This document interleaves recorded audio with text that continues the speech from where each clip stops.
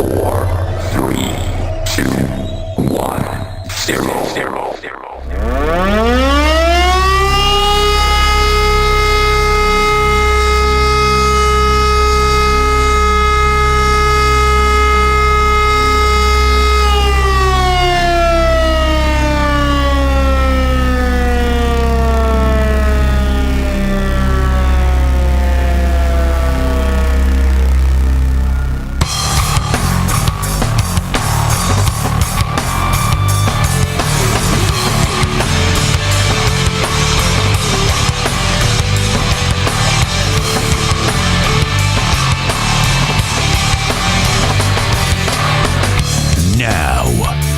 From Studio B, two guys whose business cards simply say, I'll call you. It's The Bottom Line with your host DJ and KJ, asking tough questions, getting real answers, and sorting through it all to get to the bottom line. Wednesday night, 8 o'clock, back in Studio B. The TBL Network, once again, bringing The Bottom Line. Ken, going to be a great hour and a half here tonight in Studio B. Yeah, I think we could have enough content here for probably 3 hours if we wanted to go that far. Tell you what, been looking forward to this all day. We're going to have with us in Studio B live City Councilman District 1, Pat Poole. Pat, thanks a lot for coming on and being brave enough to sit behind the mic. Hey, thank you for inviting me, DJ. Ken, of course, I want to hit the rewind button just for a minute. Had a great week last week with our graduating seniors from both W.S. Neal and T.R. Miller. Thought it was appropriate that it was on the heels of Teacher Appreciation Week, and it was very evident. If you hadn't seen the program, you can certainly go back and watch it. But those kids have been brought up the right way. They're getting a lot of good tutoring at the schoolhouse also. Hey, they those kids had it together. You know, we've talked about it several times since last week that a lot more polished than we were at that time, at that age. That is the bottom line. They're going to all do well, no question about that. Let's go ahead and get in tonight's guest once again, Pat Poole, Brewton City Councilman, District 1. Pat, once again, thanks for being here. Looking forward to visiting with you. And I guess to get things started, you're completing your first term as City Councilman here in Brewton. 4 years ago, you decided to throw your name in the hat. And, of course, we're victorious there in District 1. Talk a little bit about what were some of the things that you saw might needed to be addressed within the city of Brewton, some of the strengths you had to address that, and how far or how many of those goals have you been able to achieve in the first 4 years? Well, DJ, I've always been involved in politics, and when I was in Evergreen, of course, I was a mayor up there, and also before I was a mayor, and I feel pretty good about this. I got elected as a city councilman when I was 21 years old. Wow. Yeah. Wow. I didn't know that. Yeah, I did. I ran, and right after I ran as a city councilman, then I ran for mayor and got elected the youngest mayor ever in Evergreen. So, awesome. I'm proud of that. And but that gave me a lot of insight into how government works and, what the duties of a city councilman and mayor are. And I was down here in Brewton, and I was fortunate that I was retired, and what I got to thinking about is, maybe I could run for city council and make a difference because, my background is business. And so many times, whether it's local or state, we got attorneys that's running for something. And, I'm not against attorneys. I'm just saying that you look out there in your state legislatures and your city council, and you just don't have a lot of what I call business people. Somebody knows where the rubber hits the road, what it takes to go into business, and, the amount of taxes that you have to pay, permits, regulation, all the things that just go against you to go in business. So I felt like maybe if I could get on the city council, maybe I could do something to help promote local business, and from that aspect, I feel like one of the things that we've done, the program that we've got, which is the I'm going to call it the downtown grant type. I'm not exactly sure how we got it worded, but we've been fortunate to be able to give some local businesses some seed money. Swain's Sandwich Shop, Camp 31, Purple Paisley. Because we wanted some businesses down in those stores. And was that money allocated from the state or the federal government? It's city money. What we've done is just kind of stockpile some extra money we've had coming in a little fund, and we use our discretion when people apply for that. Well, that's a neat initiative. Where did that come from? Had y'all heard of another community that had something similar in place? That's some of that progressive thinking that you were talking about. Yeah, it is. The mayor came up with that idea and presented it to the council and had a couple of ideas on that. And he kind of got with the rest of the council, and we were all in favor of that because, it's the container. I say container. Georgia Pacific. Sure. Those type of businesses can take care of themselves. The big companies. The small business are the ones that have the problem. And, the restaurants, the clothing stores, the boutique type places. When you get in a building, you've got 2 strikes against you before you even get started. It's so tough, with that demand charge on that utility bill, and the taxes that come in on that, and then your just all the things you've got to do. It's tough. It's tough, and we feel like that if we can help some of these businesses that want to get started, it's kind of it's a win-win situation. Well, let me ask this question: the money that you guys are able to allocate to the businesses already, where does that money come from again? Sales tax. Sales tax, and y'all just kind of earmark some of that money or whatever it is for this certain account. Right, and then who does the city council award these grants, and is there a maximum amount that you can give to a business? It's an up to amount. Up to amount. Yeah, and usually what we've done is at the mayor's discretion, and what we've done on these grants usually the the couple that we've done, we've given some to start. And then contingent on being in business another 3 months or 4 months or whatever it is, then we'll give them, the remainder. Now, does this business or to apply for these grants, you have to be in the downtown area? Yes, it's a certain area.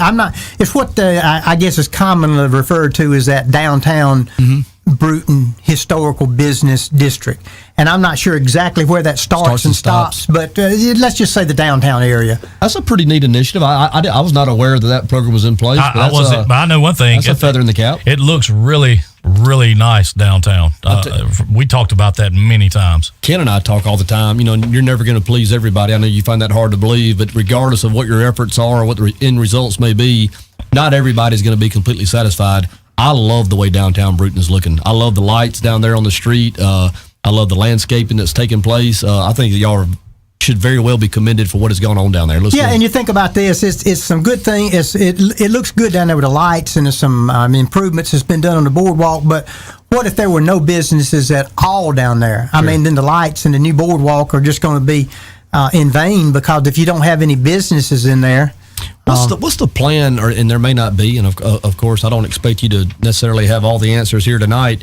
Is there the corner building down there? I'm going to call it the Everages building. That's what it was when I was a kid, that has the mural on the outside of the wall. Is there a plan in place for that particular building? Because it seems like that's been a struggle, for the last 20, 30 years anyway. Let me say this. That building is going to be cleaned out, and it's going to be given to the city on a temporary basis to house a Smithsonian Institute. You can get your camera shot. There you go. Okay, I want everybody to see me. Yeah. The Smithsonian exhibit. I'm not exactly sure what it is, but we're going to have access to the material from the Smithsonian for, I think, either 6 or 8 months. That's that Hometown Heroes project. Something like that. I think that's exactly what it is. So we feel good about that. So to get a Smithsonian exhibit.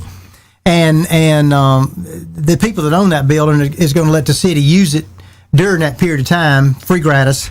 And now after that, I don't know what the status is of that the building. old Magnolia Grill? Is that what you're talking about? Yeah.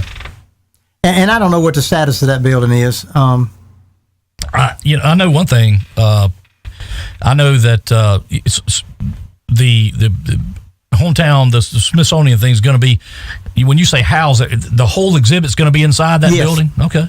Yeah. I think that'll be tremendous. I mean, the one thing you've always heard about downtown is, parking. Yeah. But I tell you, with some of the Jennings Park parking lot over there, and of course the parking lot behind the boardwalk downtown, a lot more parking than it used to be. Well, one thing is there's not a city anywhere that doesn't want their downtown area to be revitalized.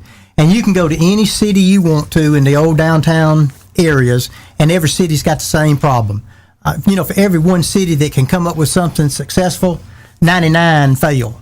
And I'm not, that's just the way it is, because there's just so few business merchants anymore. And another thing that hurts so many of these towns, you got all these old buildings that are valued at a ridiculous price on the tax records, and the buildings are worth absolutely nothing, and they valued down at the tax assessor's office for $200,000 or $300,000, and you turn around and you got the tax on it. I mean, it's just not any way that somebody can come in on these old buildings with all the things that you have to do and be successful. Another one of the buildings that's a landmark in Brewton is the old Willie's building. And, it sits right there at the fork of the road. Yes. What a neat little piece of property that is. And back in its heyday, that kind of served as the unofficial gathering place for many in town, whether it was after hours or on weekends or whatnot. It sure would. And, of course, there's not an easy solution for it, or it had already been in place. But it would be nice to see that little area come back to life as well. It'd be nice. You've got to have the businesses downtown, and you got to have local businesses. So many of those have gone to the little strip shops, and that's okay. But the other thing that I've tried to work on, I'm limited on what I can do because there's just so much a council member can do. So many things have to be done by the mayor. Whoever the mayor is. Are you running for mayor? I am not. Let me just go ahead and say right now, I am not running for mayor. I'd love to. I've been a mayor. I enjoyed it when I was, but I just don't. Is that the bottom line? That is the bottom line. I'm going to run for, you got to hear, I'm going to run for council member again. Okay. District 1. District 1. I don't know if I'll have any opposition. If I do, that's fine. It's a free country. Everybody can run if they want to. I hope I've served my constituents well. I've made a lot of, it's been a lot of, let me say it like this, it's been a lot of votes down there 4-1 with me being the only abstaining against vote. Pat said he's the thumb. I've actually, Ken and I were talking, and I watch a lot of the city council meetings on YouTube, and of course I have noticed a little bit of a trend there on some of the votings 4-1 with Councilman Poole going the other way. Talk a little bit about that. One of the things that, and this is a question of ignorance, this past Monday, I think y'all had a city council meeting, or excuse me, 2 days ago I had a city council meeting, and it was an extended in terms of time frame. But a lot of these videos I've watched, routinely a city council meeting lasts 7 to 9 minutes. 7 to 10 minutes. And I just I don't understand how that is the norm. I know this workshop stuff goes on. If you will, just explain to us a little more in detail so we'll understand how the whole thing works. Okay, let me do this. In the state of Alabama, you're allowed as a city governing body to have workshops. Okay, and basically, if say like Brewton or Monroeville, Evergreen, Atmore, Greenville, it doesn't make any difference. If the city governing body decides that what they want to do is hold a workshop to address the agenda for the city council meeting, it's perfectly legal. Okay. At a workshop, so that's legal. That's legal. No sunshine laws. No sunshine law because you're not voting on anything. Yeah. All we're doing is in our workshops is basically discussing the agenda that's going to be. Do a lot of communities choose to do their business that way? They do. Now the county commission, they do a workshop. Okay. Now, as far as some of the other cities that are, like our sister cities, Atmore, Greenville, Monroeville, I don't know what they do. When you were in Evergreen, did you have workshops? We did not have a workshop. When we came to the council meetings. Old school. Oh, golly, some of those meetings last anywhere from 3 to 5 hours. I can remember getting home sometimes at 11, 12 o'clock at night. Well, they just go on and on. Well, reading the Tri-City Ledger, I don't think they have workshops either. That's pretty good reading. If you get the Tri-City Ledger and read there about their city council meetings, it's pretty interesting, some of the stuff that goes on with those as well. So I guess there's some pros and cons to doing it that way. It is. It's pros and cons either way. I think for whatever reason, Brewton the city council has always done workshops. Mm-hmm. We get an agenda of everything that is to be discussed or the things that we have to vote on. And, depending on what it is, I guess over the past four years, I look back and I can see a lot of votes that I voted against. It was 4-1. I got a lot of criticism and ribbon from I voted against the Christmas lights, and I still get called a Grinch. But I just didn't think we needed to spend $140-something thousand for those lights and then turn around and all the software updates that we'd be. But hey, that was just my opinion. I mean, my vote, so I voted that way and. I voted when the city voted to give the school that money to finish up the baseball field. I voted against that. We give the schools a sizable sum of money. A lot of people don't know this. The city of Brewton, we give the school system somewhere around $1.3 to $1.4 million. I didn't know that. Yeah, and see, I didn't get elected to serve on the school board. I got elected to serve on the city council. And hold that thought, Pat. We're going to take a short break, try to clean up a technical issue or two, and we'll be right back with the bottom line.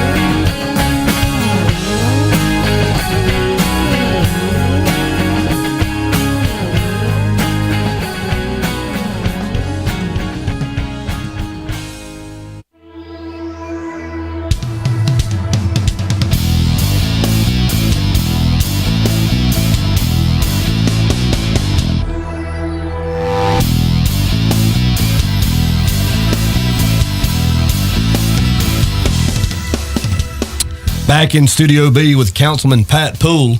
Once again, if you have questions or comments for our councilman, feel free to call in, text in, however you can get through. We would love to hear from you. And Pat, we were talking a little bit before the break about workshops and city council meetings and how they play out. And it's perfectly legal to have the workshop. That's not a violation of the sunshine laws, this, that, and the other. Is the public welcome at the workshop?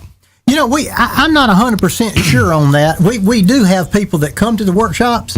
Rather than say yes or no, I'd rather find out for sure on that. I don't think there's a problem with people coming in. As a working member of the council, do you have a preference one way or the other? You said as you were mayor in Evergreen that y'all handled all the city business there at the city council meeting that was set up at a designated time and night or whatnot. Do you have a preference one way or the other? Let me answer that question this way. When the way the workshops are right now, and when you come, most everything is already decided and there's very little discussion. And if you're the frame, you just want to come in, vote, have your 9-minute meeting and go home. When you say it's already decided, what are you talking about? Well, I'm talking about the agenda. Okay. The agenda. So the council doesn't have any input to the agenda?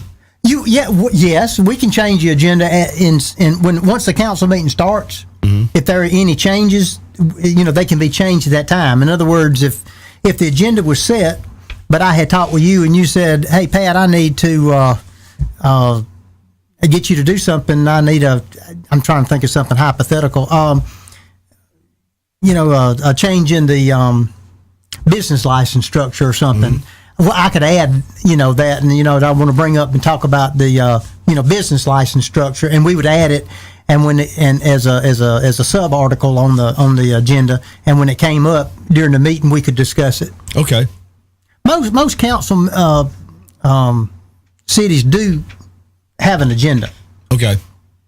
But the difference between, like I said, with the workshop, most of the time and when I say it's decided, the items to be discussed are on the agenda.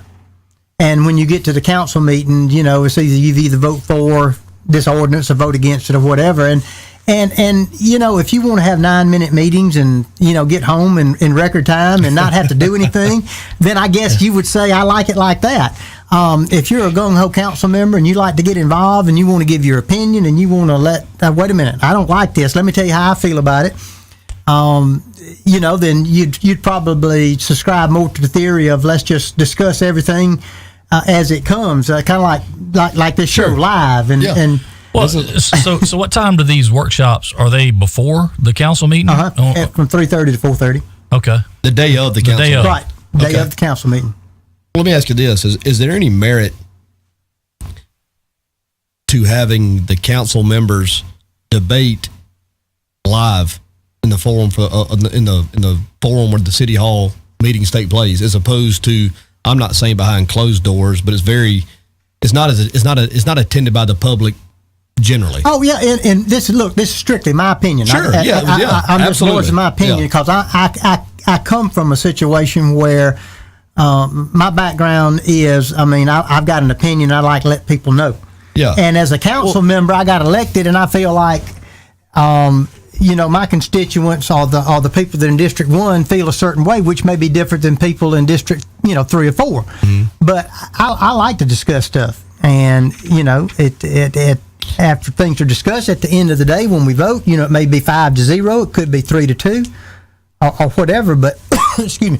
But I do like to discuss stuff because I do have opinions about certain things on how things should be run, and how things should be done at the city. But there again, I'm only a council member. Right. I'm not in charge of anything, and I'm not the mayor. If I'd have wanted to be the mayor, then I guess I should run for mayor, but I'm not.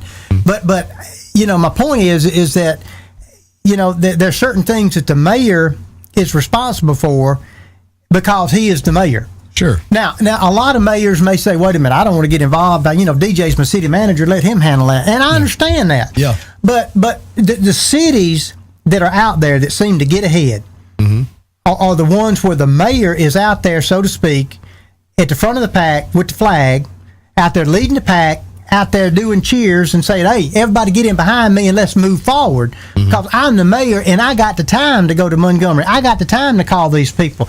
I got the time to do these things. And that's kind of what, when I was the mayor in Evergreen, that's basically what I said to everybody. And I did. And, we were talking off break. We were very fortunate. I went to Linz, Austria, securing an industry that we got, and of course the plant is still there. It's sold, and they've moved some equipment around, but the original plant is still there. Which one was that? The original was a polyfelt plant. Okay. They make that geotextile non-woven needle punch fabric, which looks similar to this, for soil stabilization. But how many jobs did that bring at the time? Oh gosh, it started out with about 100 jobs, and when they did their expansion, it was about 200, 250. Good paying jobs. Good paying jobs, yeah. I don't really know what happened. They sold the plant to some people in Italy, and it's still there. They're making some fencing and different things. And I had a friend that worked up there. They're working about 75 people. But look, let me tell you something else, DJ. Things are different today than they were 20 years ago. Absolutely. There ain't a town anywhere that's not wanting some type of business or industry. You're out there competing with everybody. And it's kind of like, hogs going up to a trough. The weak ones is going to get nudged out. The strong ones are going to stay there and eat. The cities that can get out there and present themselves, and you've got somebody, and I'm saying this, I'm not taking sides with anything. I'm just saying what the mayor needs to do. And I've told Yank this. You got to get out there and sell the city. You got to sell it. You got to let people know that there's something going on here. And because if you don't, you look out there and there's other cities that are they're gonna beat you to the punch, because there's just there's not a lot of industry out there anymore. The pie's only so big. Yeah. Right. It's only so big. It's only so big. So it sounds like you got a lot of irons in the fire trying to compete for these. And look, and I'm gonna say this, and then I'm not gonna say anything else about this, because I've voiced my opinion 2 or 3 times. If I was in charge today, I would be camping in Montgomery, Alabama at Hyundai. Are you saying that's not going on? I'm saying it's not going on. And the reason, look, here's the thing. Alabama is the 5th largest auto producing state in the United States. I did not know that. We are. I didn't know that either. We are 5th. You got Hyundai in Montgomery. You got Honda up at right above Talladega. You got Mercedes over at Vance. You got those 3 major companies. Okay, right across the Alabama line, Kia's got that plant. And I'm telling y'all this lead up to something. Toyota's got that engine plant up in Huntsville, Alabama. But look at here. They're not going to be making any less cars in Montgomery, Alabama. They're building a transmission and an engine plant up there on site. so they can get more centrally integrated. Okay, they got all these tier 1 plants that they've come in with 25 or 30 miles from Montgomery. And as the market gets saturated and the labor force and the labor pool gets depleted, the only thing that Hyundai can do is go out to that next band to come from Montgomery. And when you come out from that, okay, where they're at right now is basically Greenville, Fort Deposit in that area. Okay, when you come down to that next band, what you're going to do is go to Covington County, Conecuh and Escambia, and Monroe County. So here's what the deal is. When they have to go out there and do some expansion, they're going to be looking at Andalusia, they're going to be looking at Evergreen, Brewton, and Monroe. We need to be in a position of having some. It's just a lot of things we need to be doing to be ready, so we could. That's the lowest hanging fruit that I can think of something that's real. It's not pie in the sky. The plan is there, and they're going to and up at Castleberry, Alabama. They've expanded that plant twice up there, and they're stamping. It's about 175 people working up there in Castleberry, Alabama. A lot of people in Escambia County, Alabama, are working at Castleberry. It's only 11 miles up there. It's not a bad drive, but they're stamping fenders and some different hood components for Hyundai and for Kia. One reason that Kia had built that plant in West Point, Georgia, is because it's a first cousin to Hyundai. They're both owned by the Korean government. But the plan was that they would piggyback off of some of the supplier plants that's already in business that's making the parts for Hyundai. They'll just make them and ship them up there. So that's something we need to be doing. To me, look, I'm not in charge, but to me it's not rocket science. To sit back and clean the sidewalks and put flowers up, and I'm not opposed to that, okay? But to do all that and say, gosh, somebody will come through here and say, this town is so beautiful, and look at those flowers. This would be a great place to put an industry. Maybe they'll come during December. Yeah, with the Christmas light. No, but that's not going to happen. It's all these plants that are out there. They got people knocking on the door every day. You just said it a while ago. The squeaky wheel. I don't know which one it is. The squeaky wheel gets the grease. Yeah. We need to be out there on the interstate and have some land locked up. We need to be up as far north on 31 highways as we can with some land locked up, guaranteed in case anything happens. Look, I'm not opposed to forming some kind of for the right kind of plant that employs a couple of hundred people. I'm not opposed, me personally, of forming some kind of partnership with a sister city, because if that's what it takes, because it's a win-win situation. Sure. But I don't know. It's well. Let me ask you this, Pat, real quick. And I got into this conversation with somebody the other day, and you mentioned the interstate a while ago. And I look at the interstate argument about Brewton kind of differently than a lot of people. DJ and I have had this conversation, I know, a few times. I look at Atmore. I look at Evergreen, and I look at both of those places. If it wasn't for Porch and Atmore, the casino, whatnot, those businesses out there, that would really be nothing going on out there around that part of the interstate. You look at Evergreen up as far as the interstate area up there. I know you've had a couple of truck stops built, a couple of shopping centers, but to my knowledge, those shopping centers aren't full. Again, as you were talking about a while ago, your smaller businesses are looking at going into these strip malls and things like that. But you got to have the households, the industry, to the rooftops to support those that is types of businesses. That is true. Hey, you talking about that? Listen, Greenville and Evergreen are right on the interstate. Atmore's too, and you're right about that. Atmore's just too far off. A town can get too far off the interstate and it's not going to develop. Right. Let me tell you something. A lot of people don't know this, and I'm not giving away any information that's not probably public record. Love's Truck Stop, exit 96. Mm-hmm. Do you have any idea how much tax money that's bringing into the city of Evergreen every month, and how many gallons of diesel fuel that they going through a month? Do you have a number on that? I do have it. I want to hear it. Okay, here's the deal. That truck stop is paying to the city of Evergreen right at $45,000 a month. Well, y'all couldn't use that. And let me ask this, Pat. What does Walmart pay in Brewton? Do you know that figure? And if you don't, that's fine. But I mean, hold on a minute. Yeah, I think I do. Walmart's it's it's $1 million something a year that's coming in just off sales tax. So close to $100,000 a month. Probably, yeah. Okay. I would say, yeah. Let's call that plus or minus. Okay. Love's truck stop, $45,000 a month. A month. Every month. 1.3 million gallons of fuel. Now, if you want to see how many tanker loads, that's 7,000 gallons of diesel fuel on a tanker. So you can divide that out. That's 2 or 3 tanker loads every day. And if you've been by there, of course, Evergreen's fortunate, but because 84 highway there. Sure. Oh yeah, and, you got a major. FedEx just built that big terminal out there. That's right. But here's the thing. Is that's on that interstate, that's a great place for an industry. And the right kind of manufacturing plant that came up there where you could partner with Evergreen, Monroeville, and Brewton if it's necessary, because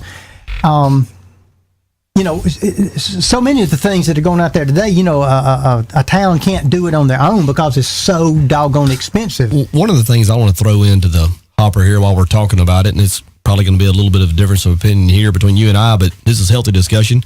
I liked what you said about possibly partnering up with the sister city. I think it's some of that outside the box thinking that has to take place if you're ever going to get that break and grab some of that low hanging fruit that you're talking about. You mentioned a little earlier, and we've said it several times here, there's not a community in America that's not trying to attract industry. That is correct. Everybody would love to have it. The bottom line is not everybody's going to get it. The one thing I've always thought about, the one jewel kind of in our crown that we have going for us right now, we have many, but one of them I think is our school system. I think, we have new schools, we have great teachers, great administrators, we've upgraded some of the athletic facilities. I think if you, and I'm saying this to make a bigger point, if the industry located out on the interstate somewhere, whether it's Evergreen, whether it's Flomaton, whether it's Atmore, wherever it is, if people move in there, they have to live somewhere to go to school. Right. And if you lived, and I'm not throwing other school systems under the bus, we have a lot of them. I'm just saying, if you had your choice, would you go to the public school in Atmore, the public school in Evergreen, the public school in Flomaton, the public school in Monroeville? We know that.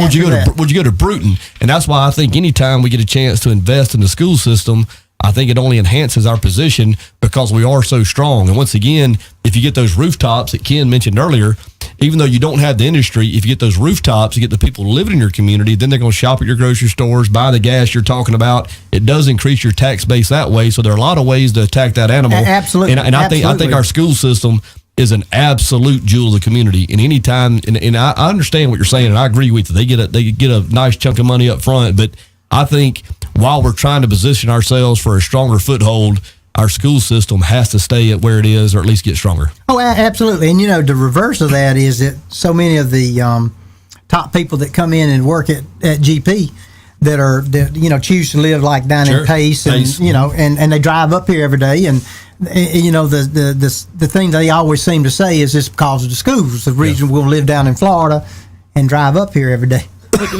You're talking about this eye appeal. When you ride through now, it's an impressive place. You have the YMCA across the way. The hospital's done a facelift. I mean, when you make that little stretch of a couple of blocks there, our schools look fantastic. We have good programming up there, good teachers, like I said, good administrators. It's got to be a feather in the cap of the city of Brewton.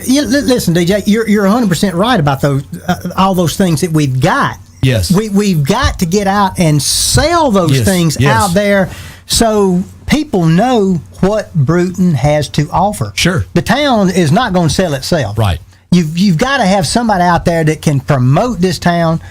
And, the going thing that so many of the towns seem to have now, and it's an expensive thing, it's a necessary evil of these full-time economic developers. Yeah. What are your thoughts on those? It's a necessary evil. It's a lot of money, but I would be in favor of it because here. Look, it's kind of like this. When you turn around and you've got, let's say you've got a potential industry, and they're looking at Evergreen, Brewton, Monroeville, Atmore, and Andalusia, and they say, well, we're wanting 5 acres and we're wanting all these different things, and you say, no, well, I can tell you one thing, Brewton's not going to do that. Well, DJ, it's okay. Because Monroeville's already said they got 5 acres in the industrial park they're going to give us. And, Andalusia said they got a site out there and they always, going to do X, Y, and Z. Why wouldn't we do that? I mean, that's my question. Why? You don't have a choice. People can fuss about it, but you don't have, you either play the game Are you sitting on the sideline? Are you watching the game? Yeah. That's right. Let me ask you this. You brought up industrial park, our industrial park. You hear a lot of talk about that from time to time. It's on the wrong side of the road. It doesn't have what the industries are going to need that are trying to locate in these communities. Do we have a functional industrial park, in your opinion? Is there things that we can do to it that makes it more attractive, or is it just kind of is what it is? Well, I think it is what it is. In my opinion, what we need to do is go out in strategic places on 31 and by the interstate and get guaranteed options on property. Have you identified any particular pieces? DJ, that's just what I think we should do. But I'm not. I mean, there again, I'm just a council member. Yes. And those are things that, excuse me, need to be discussed. But because if you get the right industry that wants to come in, and the reason that you go ahead and get a piece of property, an option on it for a specific amount, is so some greedy landowner can't come in and say, "Oh, wait just a minute, right? That's a Toyota plan. I'm not selling this land out here for we're $20,000 an acre." Sure. Aren't you hear from time to time that the Port Creek Indians are doing just that? That they're identifying blocks of land up and down the interstate, the corridor there, to have themselves positioned for future developments. Do you hear some of that same stuff? I have. I just think it's something that we should do. I mean, it costs you nothing, and so many people that have the land in the strategic places would gratefully sell 5 or 10 acres for a plant or a factory. Do these discussions ever take place in these workshops? Nope. I have voiced my opinion, but it there again, I'm only a council member, and I have a texture, a couple text questions here. First one, Pat. Why have you decided not to run for mayor? It sounds like you have some great ideas and are very passionate about your ideas. Whoever texted that in, thank you very much. But I'm just enjoying being retired, and you're not looking for another full-time job. No, I enjoy building my wheelchair ramps for our church, and that's a good thing. And I just, I guess over the years I put all my time in. I'm very fortunate that I am able to be retired, and but I do love politics. I'm not going to lie about that. Next question tonight. A lot of passion. Yeah, Pat Poole, passionate. Listen, another question in talking about the school system. Does the city of Brewton give the city school system money? I guess outside of sales tax, any of the sales tax monies. I'm not exactly sure how it was set up, but years ago there was a 1 cent tax that was put on years ago, and it's a certain percentage of that comes in and goes to the schools.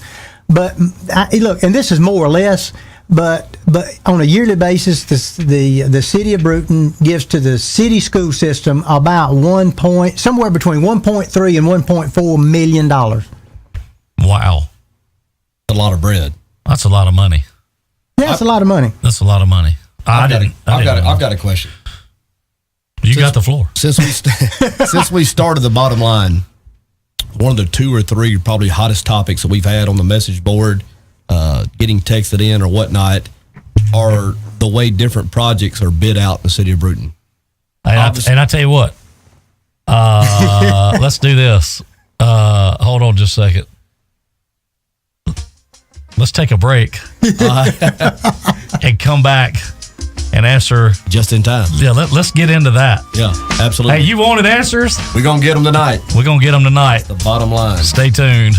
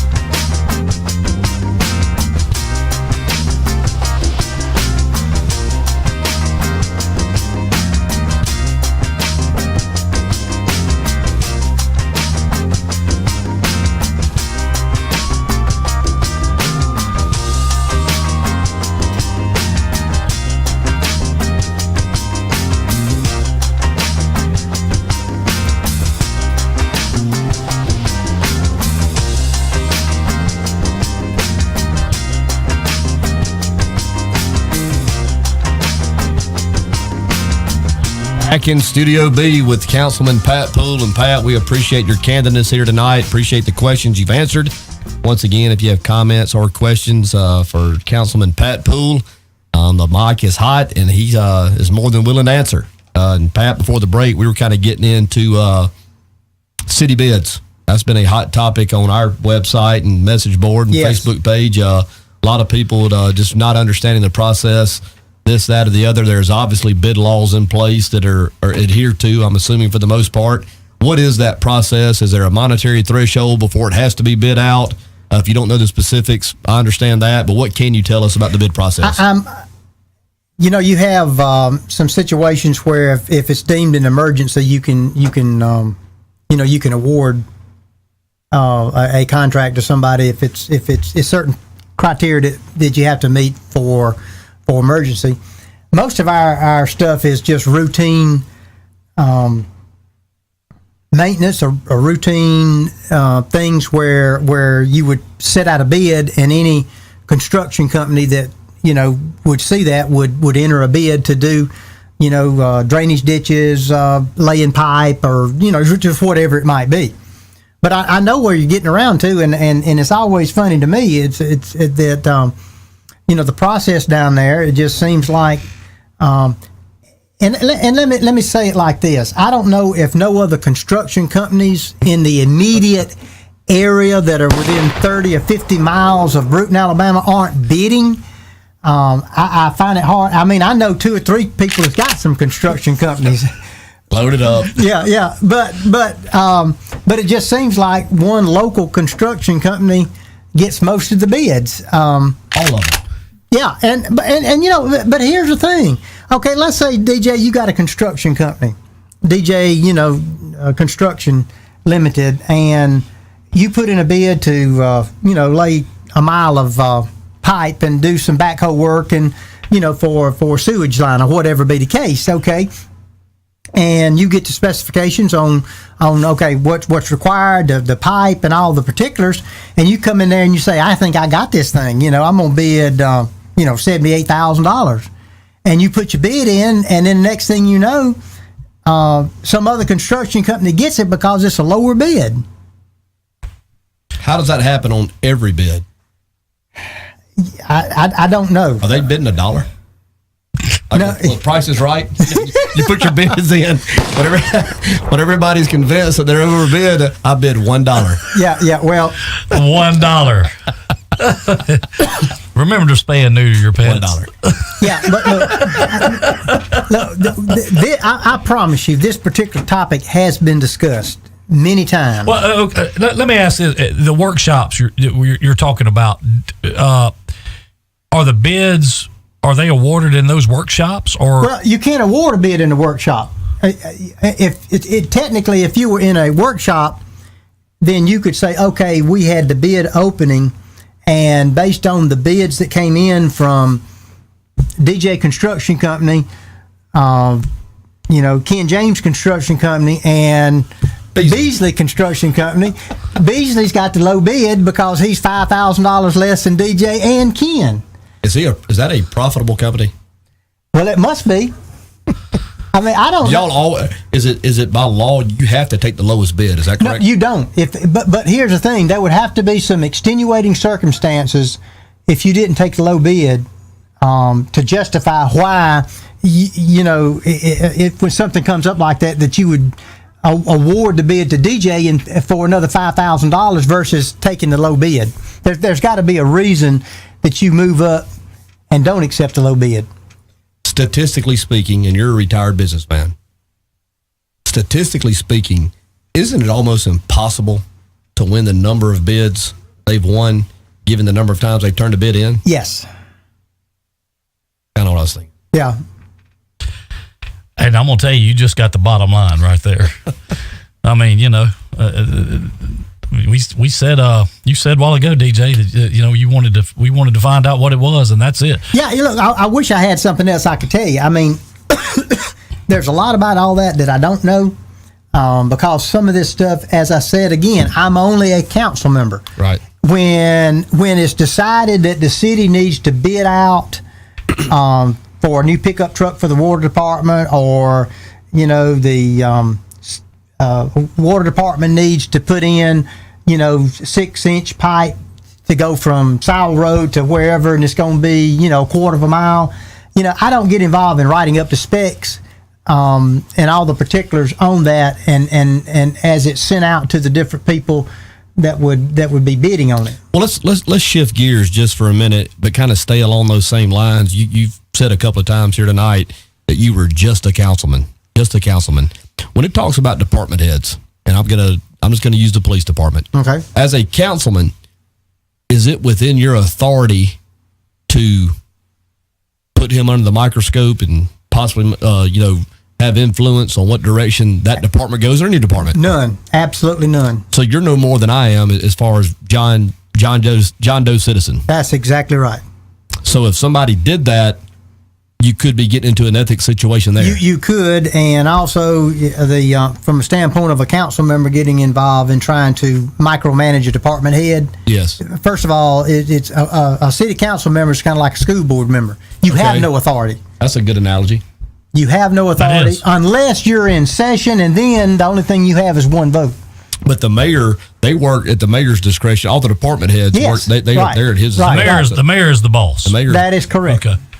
So the city councilmen have no official say so, or don't have the authority to necessarily go in and micromanage any of the departments. That's correct. Does any of that happen? If it is, I'm not aware of it. I know that I don't do any of that because I don't. I try to do what I'm told to do, and and and that's a procedure. So I don't cross that line. Fair enough. I like to be friendly with the department heads, but as far as asking Monty why he didn't do such and such, or asking Ray Madden why he didn't, I don't do that. I don't do that because I have a council member has no authority to do that. But you will have a vote on the funding when the budget comes down and all that stuff. You have a say so in terms of who gets this and who gets that, or if they want to increase in funding and things. Yeah, of that I have nature. one vote. One vote. Sometimes it's no. And sometimes it's no. And I have exercised that no vote. Pat, do you think, Pat, that the city council shouldn't be able to have any influence with any department head within the city? Look, that's a slippery slope. I've been there. What you get into is if you start having your council members go out and start trying to micromanage. All right, you got 5 council members, so you got 5 people that would have an opinion on how. And I'm not picking on Monty. Let's just use Monty here. He's high profile. High profile. So you'd have 5 different people having an opinion of how he needs to run that department, and Monty cannot answer to 5 people. No. He can only answer to one person. Not yet, right. As a demanding job. My thing is this. If we hire these department heads to run these departments, they should be able to run their departments.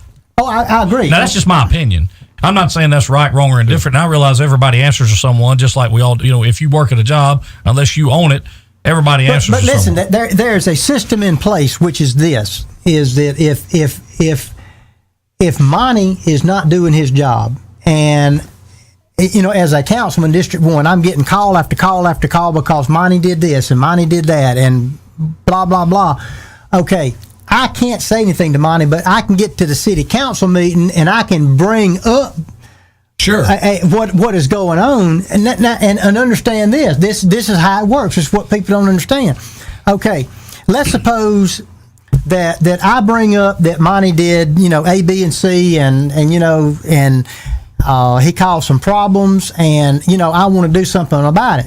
Well, the mayor's not going to pay me any attention. Now, I'm just making up some hypothetical. Sure. But let's just suppose that this is a really bad situation, and I've got another council member that's got involved, and let's say Fred Barton, who was one of my constituents, says, Pat, I've got some of the same calls, and I don't like what's going on either. So I say, okay, well, we're going to do something about this. So I get to the council meeting, and I make a motion. The workshop. No. The council meeting. Okay. All right. That's where the rubber hits the road at the council meeting. That's what's legally. You got 7 minutes for it to happen. You better get out here quick. You better be quick on the draw. Okay, but listen. If I come in there and I say, look, I'm making a motion, and the motion is that that we have a closed door session and to discuss the good character of Monty McGugan, and Fred seconds that motion. We got a live motion on the floor that has been seconded that's got to be voted on. Okay, at that point, okay, it's simple arithmetic, guys. All I need is 3 votes because 3 outvotes 2 every time. Every time. And if I get one of the other council members to say, look, I think something's going on, so we vote 3-2, then at that point, we can go into, well, and that was probably a bad example because you'd have to go into executive session because, if you're just, but it doesn't make any difference. My point is that as one individual, if you're out there and you don't have anybody that's with you, you might as well be just sticking your head out the door and hollering. Yes. But well, I mean, is it hard to garner friends on the city council? No. I mean, is that what you're? I mean, what I'm saying is you have to work with your fellow council members. I mean, sure. It's just like us 3 here. We get along, but but I'm sure there'd be some things we'd have differences of opinion on. But there's nothing wrong with that either. No. But at the end of the day, But let me say this: most city council member meetings. Now, again, we talked about this earlier. I've personally never been to one. I have watched a lot of them on YouTube, on Brewton TV's YouTube page, and most city council meetings, the average time is about 9 to 10 minutes. I'm saying that to say this. We talked about the workshops and things. You're saying that most of the work goes on in the workshops, and then when we come out to the council chambers, make a motion, second, boom, boom, boom, because all that's already done. That's correct. Okay, there you go. I had a good question come in. I think it's a fair question. All right. Our city planner, is she a department head? That's a good question. I'm going to say no because she answers directly to the mayor and she has nobody working for her. Okay, there you go. She was not voted on in terms of employment. She was just hired. Well, that was We're getting ready on this one. If you don't want to go down this road, I'll be glad to go down that road. It was kind of funny how she was hired. She was. I'm trying to go back when we first got elected. It was around December, and the mayor gave a piece of paper to the city, to the different council members, and it was to create the position of party planner, product development or something like that, whatever. And at that point, everybody's looking at the piece of paper, and I asked a question. I said, "Look, this is pay grade 11 or whatever it was." I said, what is this salary? And I'm trying to remember, it was like 55 and some change or something like that. And at that point, we were told that we weren't going to hire anybody. Who were you told that by? The mayor. Oh. But that this is just to go ahead and cover our bases, so we got it in the manual. So in the event that we do want to hire somebody, we'll have the position. Okay. At that point, that creation. What was your feelings at this point when that was handed to you? What was going through your mind? Well, let me just tell you how the vote came out. The vote was 4-1. 4-1. Okay, but here's what happened. It wasn't but a week or two later that this particular position was advertised, and a person was hired to fill that position. Applications were taken? I don't know if they were or not. Was it discussed in a workshop? Nope. Did it get brought up in the 7-minute city council meeting, I guess? Nope. So does the council, my question here would be, does the council vote on every hire with the city of Brewton? The only hires that we vote on are at the start of the council meeting, the department heads. And then, hypothetically, let's say we wanted to hire a city manager or a economic developer or some high profile position, then that would take council action. But let's say somebody, excuse me, quits in the water department, and that's somebody that would be hired to replace that person. That would just be routine. So the city planner then must not be a department head because you guys didn't vote on the city planner. Is that correct? That's correct. I guess I don't know. I mean, I'm just asking. I mean, She's not asked for a report at city council meetings or. Every so often, we'll get a report on stuff that she's doing. What are your thoughts on the effectiveness of that position? Well, I don't think it's a very effective position. I mean, the mayor, I know this particular person does a lot of stuff for the mayor and probably takes a lot of workload off of him. There's probably some things that could, and then I know that if anybody, the other thing that somebody would present that position is worthwhile is because a lot of the grants, excuse me, that have been obtained, so it's a necessary evil, I guess. And I know there's a lot of different grants that have been applied for that have come into the city. So, it's I just guess for me it was the way it was done to start with. Let me ask this question. Then we got a text that's come in. It's kind of changing gears a little bit. But you mentioned the time frame of the job opening, that kind of thing. Is it not the same with the city government, or like it is with the state, where if you post a job, it has to be posted for a certain length of time? No.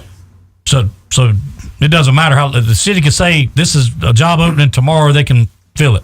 I think you could, because the state, the state operates one way, and different cities, look, Brewton does not necessarily hire people and take applications exactly like Atmore or Monroeville or Greenville or Evergreen would. Every municipality is different. Yeah. I think every municipality is very similar, but at the same time, everybody's got their own little fingerprint they put on how they do it. Changing gears, I got a question. If we have time for one, we need to. Oh no, I'll tell you what. I got some questions over here too.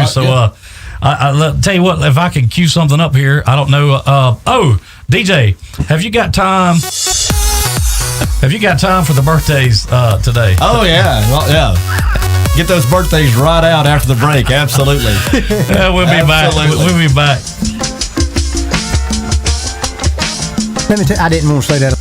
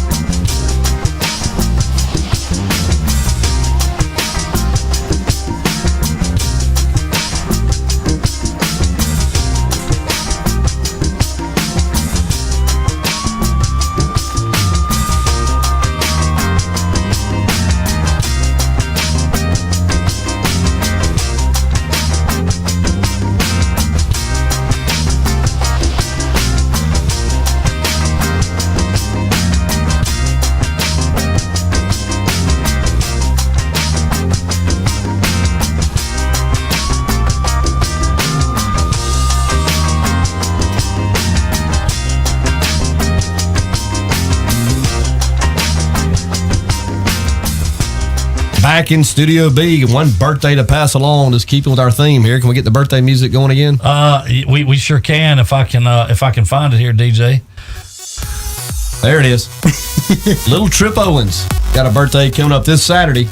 Going to have a clown and little pony ride. Going to be at Bentley Martin's house Saturday night. All TBL followers are invited. It actually is my father's birthday today, so happy birthday, Pop. Happy birthday. Yeah. Got to get those birthdays in. Yeah, we got to get those birthdays in. Got to get those birthdays in. Where is this party being held? Bentley Martin's house. What time? Just come early, stay late. Everything's provided? Everything. So you ain't got to worry about it. Everything. Yeah. Obit's coming next time. Back with Councilman Pat Poole. Pat speaking very candidly here on the bottom line with the different things that go on and make our city government run day to day. A very demanding job. All of you guys do a heck of a job in terms of providing effort and wisdom and trying to move Brewton in a direction that'll benefit generations to come. Hey, can I? I don't mean to break you in real quick, but I just want to set the record straight. I've received a text that said the title is Director of Program Management, not Party or City Planner. Okay. That's the bottom line. That's the bottom line. Sorry, I didn't know what it was. So I thought it was City Planner. But we thank you for clearing that up and giving us the bottom line on what that title is. Absolutely. Pat had a question come in.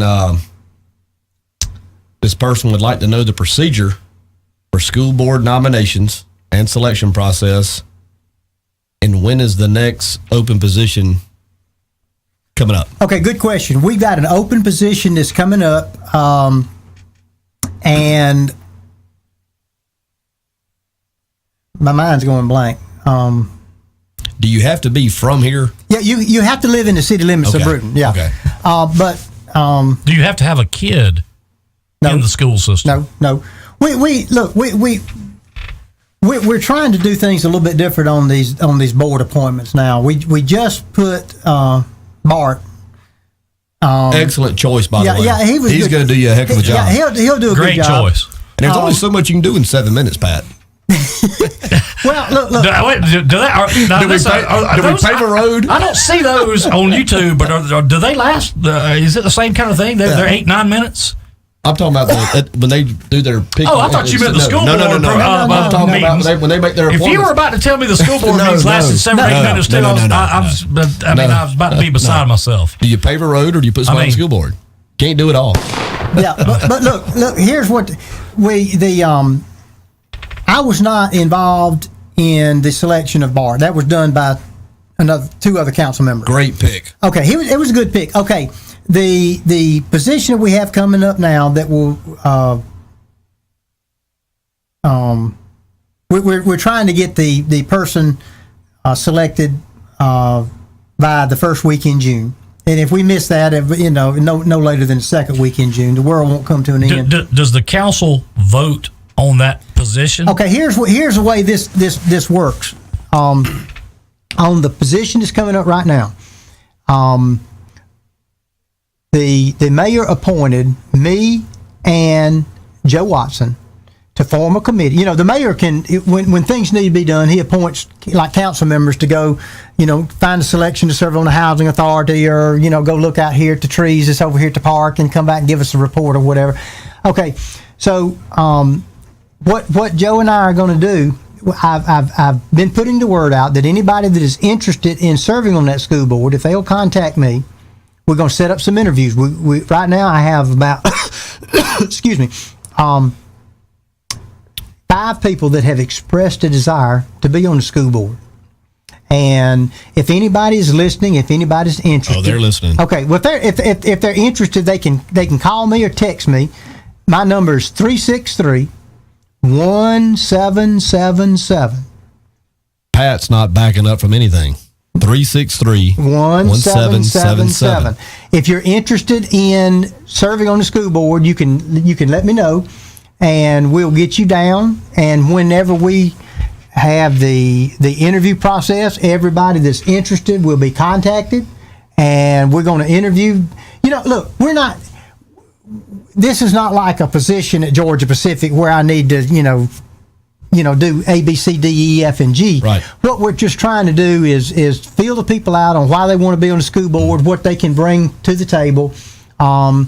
Just a few simple questions. But we want to be fair. And, Sure. Years ago, you couldn't find anybody that would serve on the school board, but after a few things that have happened, now you got a lot of people, and I'm not saying it's good, but a lot of people are saying, wait a minute, I want to be on there, or, I think we need to put so-and-so on there. So people are becoming more involved. But if anybody is interested, you can post that on your show. But 363 177 yeah. 77. We will put it up.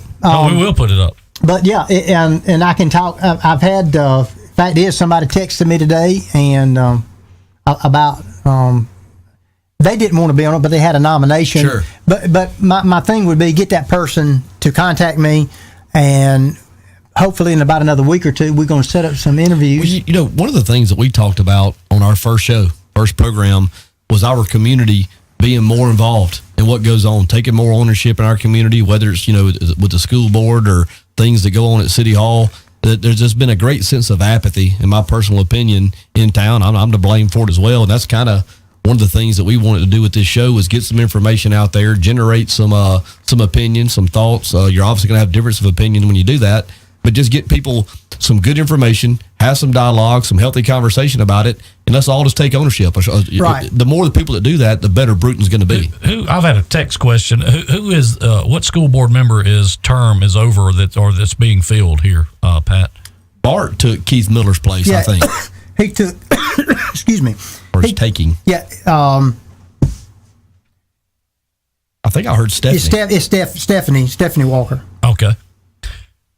I like the process. Yeah, I do too. I want to ask this question. I think I did a while ago. Do you feel like that someone to be on the school board should have a child in that school system? I think, I think you could make the argument pro and con, yes and no. Do you think? I just because you want to get involved and you got kids, that should not be the only reason. Because you could have somebody that maybe their kids have already graduated, or maybe somebody that don't even have any kids that would be a fine pick. So, and I'll tell you something else, and I think it might make for a good program one week is to have a school board member on here, because I'm going to tell you something. They don't have the powers that a lot of people think they have. That's what I'm trying to tell you. I've had a conversation with Keith about this, and Mark Manning, who is sitting on the school board, and their hands are tied to a great. There's not a whole lot they can do. Pat has kind of alluded to that tonight as kind of being on the city council. Sure. It's kind of the same thing as being on the school board. It's unless you have the unanimous the group or 3 out of the 5 with it being the council. I don't know how many school board members are there? 5. So 3 out of those 5. You got to have it's hard to sway the one way or the other. So. But I think as you said, the process is. I think that's great that you guys are doing it that way. Yeah, and I like the idea of having kids in the system, or maybe just reason. I got a bad tickling here, or maybe recently having kids that went through the system. I think it's a positive thing. Pat, are you up for a little game of word association? I'm up for anything. I'm going to give you a word or a name, and just kind of tell me what kind of comes to your mind. Governor Bentley. Ooh. Let me say this before you give your answer there. One of the most shared posts ever on the Bottom Line Facebook page was the picture of of Governor Bentley and the lawyer that got pulled over for DUI this past weekend. My dad shared it. Wow. He was one of the ones that shared it anyway. That was the single most shared post ever on the Bottom Line. You looking for a single word? Or maybe words, just to get to the bottom line. He's in hot water, to say the least. Yeah. He's in embarrassed state. Is he gone? I think that if he could ever get it to the floor, I think you got the votes up there to impeach him. He should be gone. I know that's an opinion thing, but we ran that poll on the Bottom Line website, and out of almost, what did I tell you? I can't remember. Was it 300 or 400? I thought it was a little more than that. Was it? For some reason, I had 6. Yeah, I think it was 600 or 700. Yeah, it was. I can't remember. 670 something like that. We had one vote that said he shouldn't be impeached. And that was probably him. One vote. Yeah, it was probably him. After he got the state to fly him down to his beach house down there, that the wall's fixing to have to come down, that Baldwin County's decided to, they don't like that wall. Anyway, back to the game. I'm sorry. 300 million people in the United States of America. It looks like our two choices are going to be Trump and Hillary. What crosses your mind when you think about that scenario? I think if you've watched everything from the very start, you have seen Donald Trump evolve from, look, it's like I told somebody, you don't get to be in the position that Donald Trump is in as a billionaire and a real estate mogul and own and do the things he does and be dumb. He has surrounded himself with some tremendously bright people, and that's what I think he will do. As far as the choice, that is the choice, so. Well, my question is, how is Bernie Sanders still winning? I mean, some certain states. Big win in West Virginia. Yeah, big win. Picked up both delegates. Of course, that was, I know it's a big coal mining state. She don't like coal miners. Hillary doesn't like coal miners. So, anyway, go ahead. Back to the word association, DJ. Not surprised that the retired businessman, going to endorse another successful businessman. Well, look, I think that we'd be better off if we had more. Business people don't have the time to run for office. You look at you look at the state legislature, and there again, I'm not criticizing lawyers. I got a lot of good friends as lawyers, but when about 95% of everybody that's elected as an official, whether it's in the House or the Senate, is a lawyer. You're talking about that a little bit. What kind of working relationship do you guys on the city council have with our elected officials that are in Montgomery? Whether it's good. Coach Baker, Matt, Albritton. Yeah, Albritton and Coach Baker do a really good job of working with us when we need things. They feel like your voice is heard with those two guys when you have concerns? We do. Somebody just texted us to get Pat some water. Do we have some more water? Yeah, I got some water. Oh, he's got some. Okay. It's Pepsi products. Yeah, hey. Technically, I tell you what, you have one, I'm going to get one. Yeah, I've got a water, so I'm actually in a good shape. DJ's got to get one. Pat, so in keeping, I guess, with that thing, if you and I were to own an email server that had classified information on it, would we still even be walking around? We would be in trouble. We'd be in prison, right? At least in a holding facility somewhere. I mean, yes, we would. If I'm being honest, I'm amazed that Hillary's still able to run, and I'm not saying Hillary's bad. What I'm saying is I'm amazed that in our country she can run for president and all these it doesn't look good that these things have been classified emails sent. Supposedly a Romanian hacker has said he's hacked her email server. Yeah. They have him here in the States. I mean, that's, I'll tell you one thing. I know where I would be. I'd be looking for one of those lawyers you're talking about and and hoping that they come through for me. So let's talk a little bit. Of course, we're getting all over the map here. What are some items of interest moving forward? The next election cycle plays out here locally. What are some things that you'd like to see addressed? We talked a little bit about economic development, a little more of a push there, a little more of a presence from the main man himself out front. What are some other things locally that are of interest to you over the next 4 years? Well, we've just gone through the A-Trip paving, and that was some money that came down from the state. Looks great. It looks great. Looks great. Looks great. That should carry us for a pretty good way on into the future with the paving.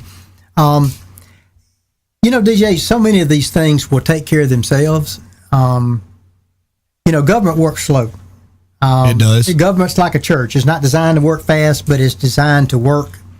And so many of the things that we're talking about will eventually get taken care of and fixed. But the thing that is not going to get fixed is going to be, economic development and jobs and additional business. And that's just something that, we got to figure a way to do that, because when you listen, on Friday afternoon, when the eagle flies and the rubber hits the road, if you got people working, all these other things are going to take care of themselves. That's right. No, that's a good. Can you handle another question? Yeah. The Lyles Boulevard School, what is it? That's over there at the Fisher Center. So it's the same thing. It's the same thing. Why is it referred to as the Lyles Boulevard School? I can't answer that question. The John L. Fisher Center is the official name of the facility. Is that correct? The official name is John L. Fisher Center. Yes. Doesn't it make sense just to key it in as the John L. Fisher Center? Let me say this: if there's any references to a school on Lyles Boulevard, then I don't know anything about it. Oh, it says it on the budget. Lyles Boulevard School. That's the line item. That's how it's keyed in. Okay. Well, I might better go look at the budget then. Yeah. Lyles Boulevard School. Again, I think we've all come to the same conclusion. The Fisher Center is the Lyles Boulevard School, is it not? It sounds like it is. And it is on the budget. It's on the budget as being so. Well, it doesn't say the Lyles Boulevard School / it just says Lyles Boulevard School, or that's what was handed to us in here. Yeah, unless that's some old information. It's the current fiscal year. Well, maybe look. I'll find out and I'll report back to you on that. We'll get to the bottom line. Yeah, I'll guarantee you I'll report back to you. Ding, ding, ding. Councilman Pat Poole getting answers. Yeah, I'll tell you what. I think we've got our money's worth here tonight for sure. Going back to the paving, just jumping back and forth. You see how there is no script, and you can validate that for everybody that's watching in.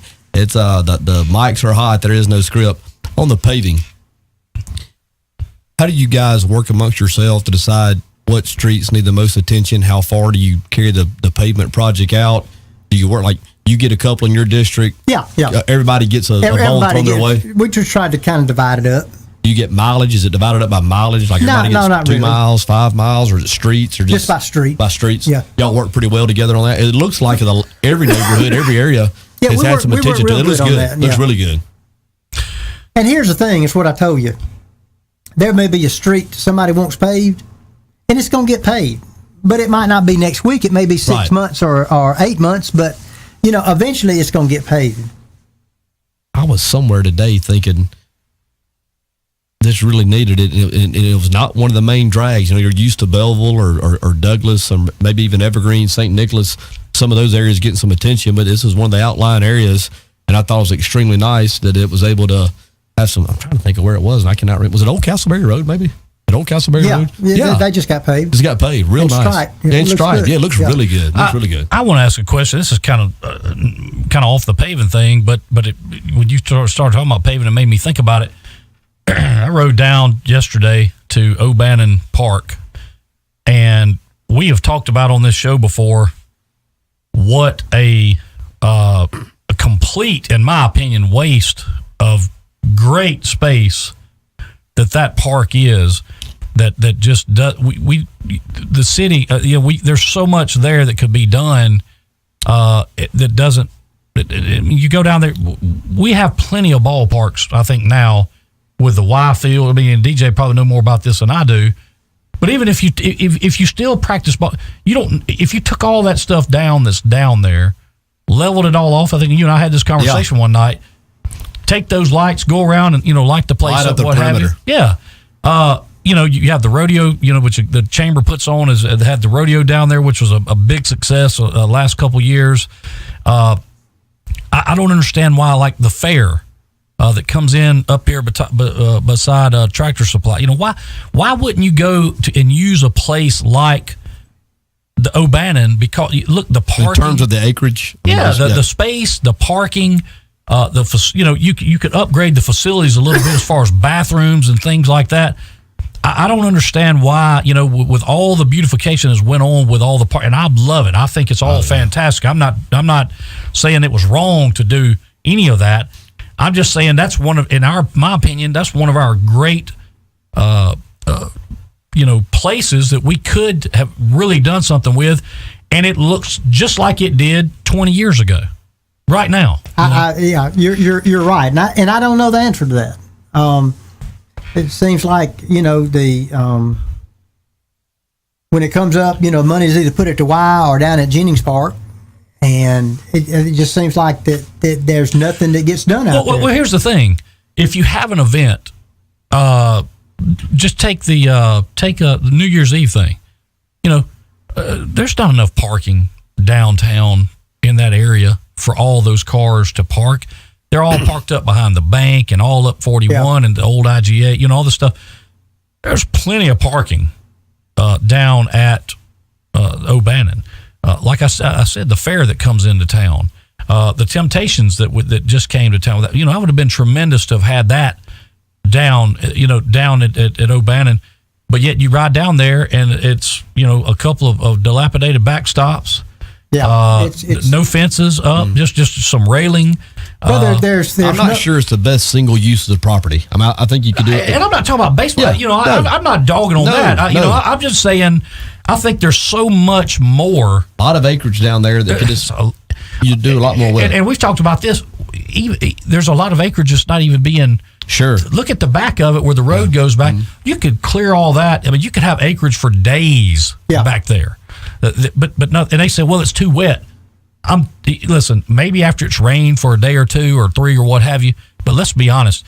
If you go out there today, tomorrow, whenever, I was out there yesterday, drove around out on that grass, all that kind of stuff. I mean, it'd have to really rain, and I know they say it's in a flood zone and all this. I'm not saying put anything permanent up down there, but you could update and upgrade the bathroom facilities. At least have that where people could use the bathroom there. I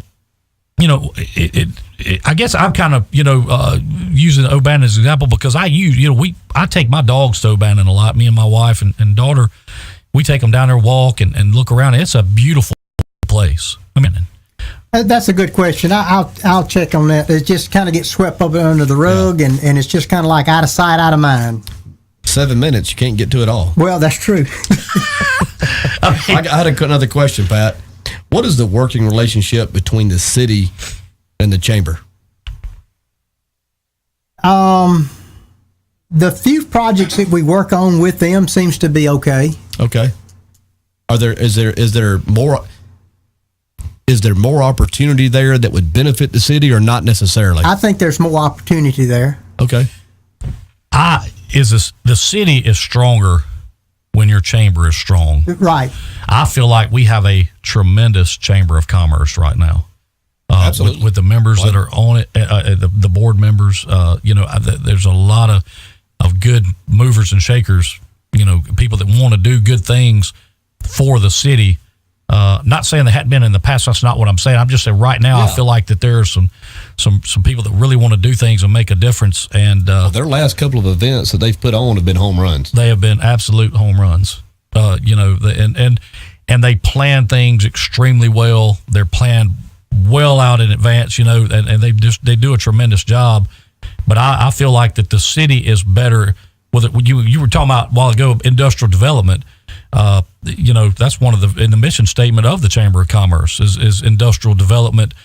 The city, as you said, the mayor leading the charge, but also the chamber. They're the number two follower. Sure, and I think this chamber would be there to do that.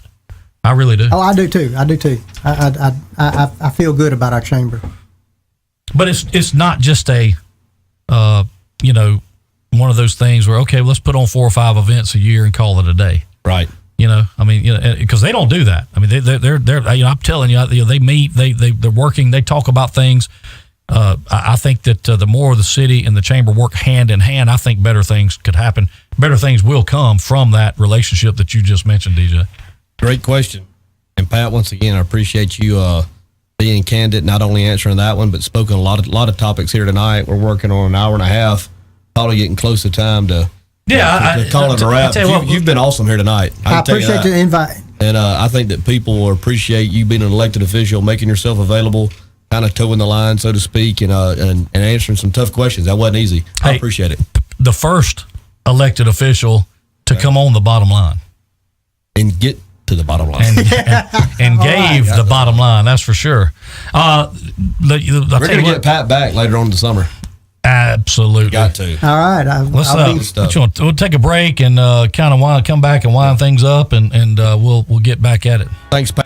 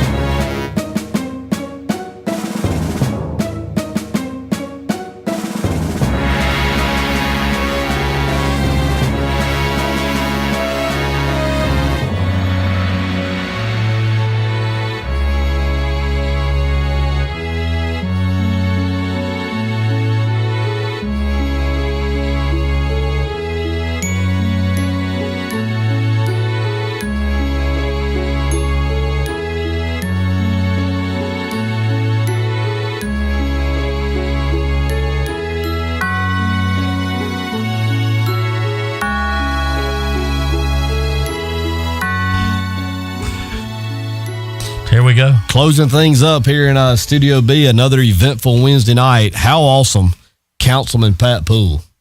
What a treat to have him in here. And he was as candid as you could possibly be, speaking on things going on with the city, around the city. Had a lot of good, interesting ideas. Pat thinks outside the box. Yes, he does. I was just reading a text we got. Somebody was asking about the Methodist men's wheelchair ministry that Pat had mentioned earlier. Yes. And he did mention that and said he took great pleasure in providing that service. But yeah. Solid guy. So, listen, he doesn't hold any punches. He's going to tell it like it is.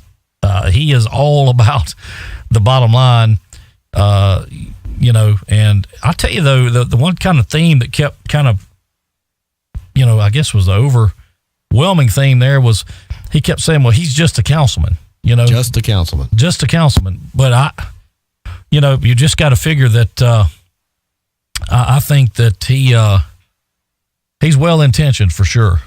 Very passionate. No question about that. A lot of passion, has some opinions, has even more importantly, maybe has a lot of experiences as a businessman to maybe carry a little more weight there in the council chambers.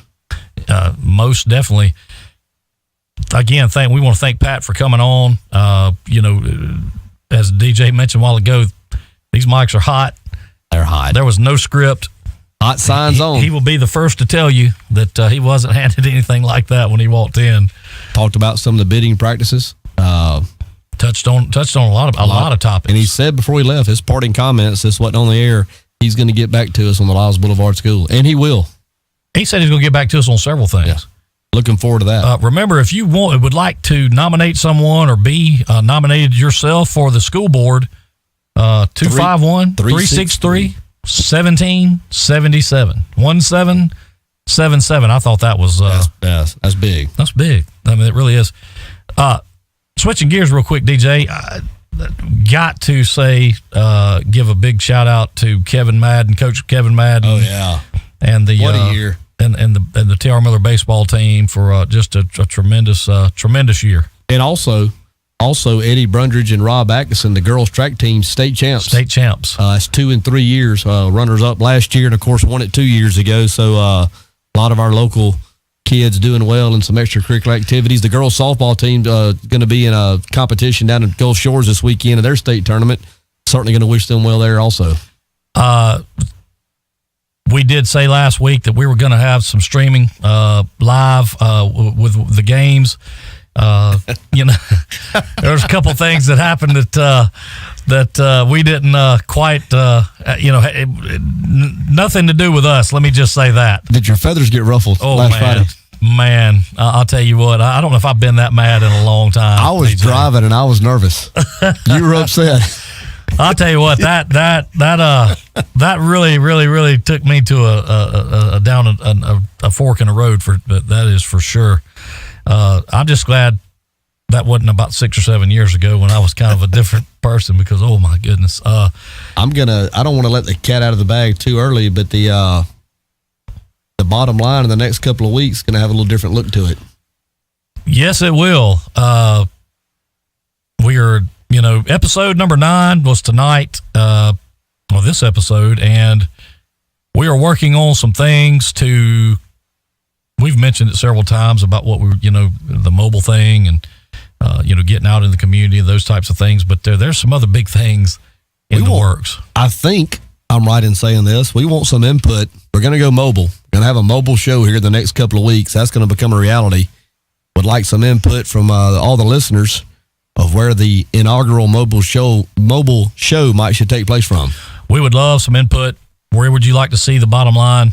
Want you to come out and watch it live and interact with us there, wherever that ends up being. Because that's going to happen. We're going to do it. We're going to get live and do it mobile, and we're going to get the bottom line from somewhere other than Studio B from time to time, looking for a hot summer. Stretch our legs a little bit. Stretch our legs, and a lot of good hot topics to come in the summer.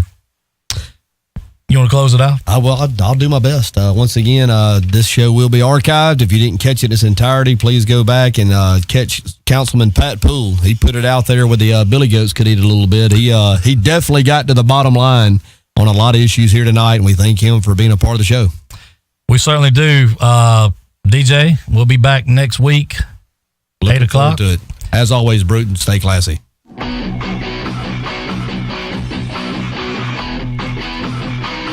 The Bottom Line was brought to you by Bossman Productions. The views expressed by Colin Gasker in-studio guests are not necessarily those of The Bottom Line, the host, Bossman Productions, other advertisers, or any affiliate of The Bottom Line. The Bottom Line is for entertainment purposes only.